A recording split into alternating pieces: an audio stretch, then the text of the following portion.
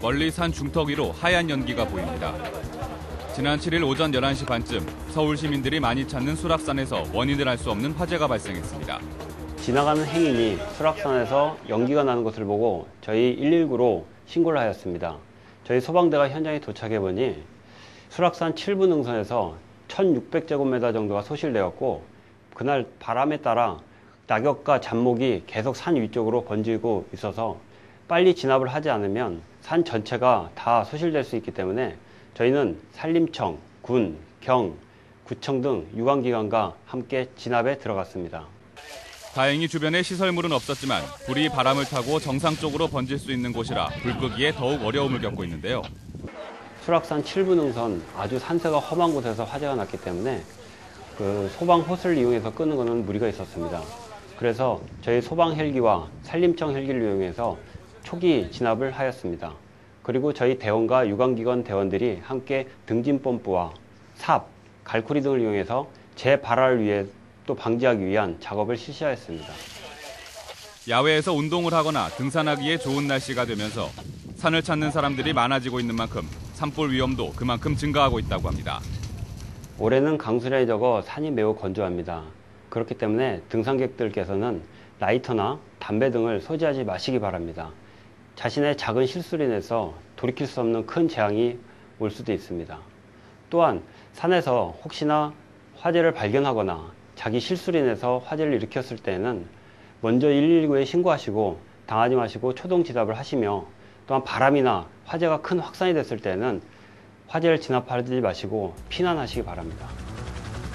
특히 가정의 달인 5월은 휴일도 많은 만큼 나들이가 많아져 다른 때보다 더욱더 산불 예방에 주의를 기울여야 하는데요.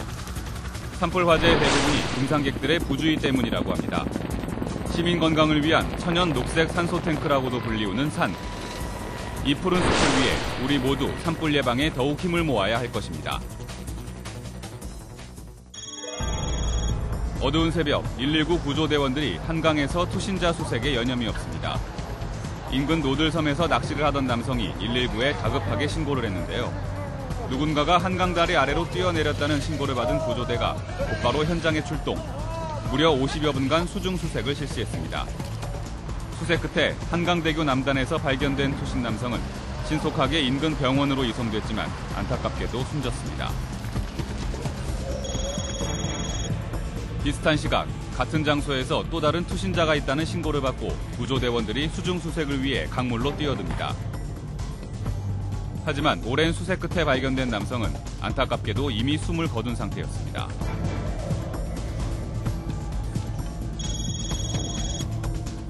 아파트 엘리베이터 문틈 사이로 구조를 기다리는 아이들의 모습이 보입니다.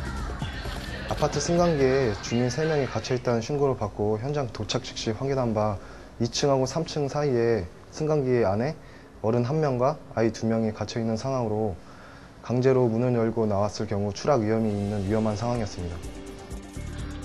다행히 119 구조대원들이 아이들부터 조심스럽게 구조하는데요. 아이 2명을 포함 총 3명이 갇혀있던 사고로 신고를 받은 119 구조대원들이 신속하게 출동해 갇힌 사람들 모두를 무사히 구조하는 데 성공했습니다. 승강기가 고장이 나서 내부에 갇혔을 때는 당하게 되는데, 그럴 때는 침착하게 인터폰을 통해서 연락을 취하고 강제로 문을 연다든지 섣부른 탈출 시도는 큰 사고로 이어질 수 있으니까 구조를 기다려야 됩니다. 엘리베이터 조작 버튼 상단에 보면은 비상시 연락처가 있으니 확인하셔서 연락하고 119에 신속히 알려 구조를 요청한 것이 가장 좋은 방법입니다. 이렇게 승강기 사고가 일어났을 경우에는 신고를 한 후 차분하게 기다리는 것만으로도 구조에 큰 도움이 된다고 합니다.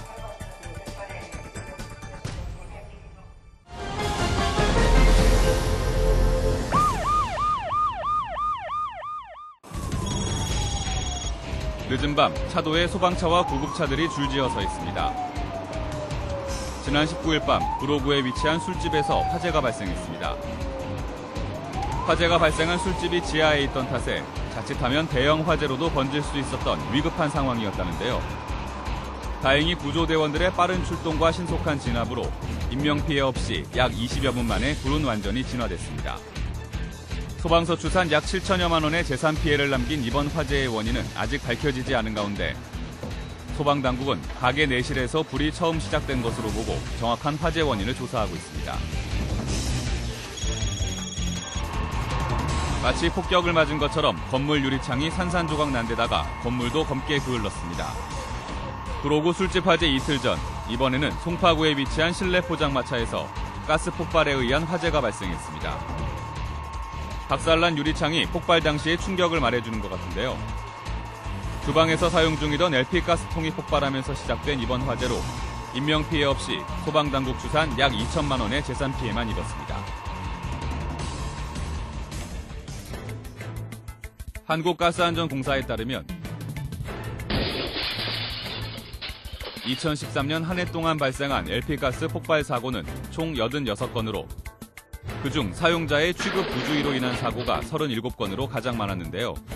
특히 사용자의 취급 부주의로 발생하는 사고의 대부분이 가스 사용 제품의 밸브나 콕을 잘못 열어서 마금 조치 미비, 불완전 잠금 또는 가스 사용 제품의 사용 미숙으로 인한 사고였다고 합니다.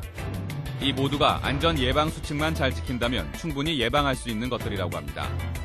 가스기기에 불을 점화하기 전에는 가스가 누출되지는 않는지 반드시 확인하고 가스 사용 중에는 점화 상태를 잘 살피고 있어야 하며 사용 후에는 밸브와 콕이 제대로 잠겼는지 꼼꼼히 확인해야 합니다.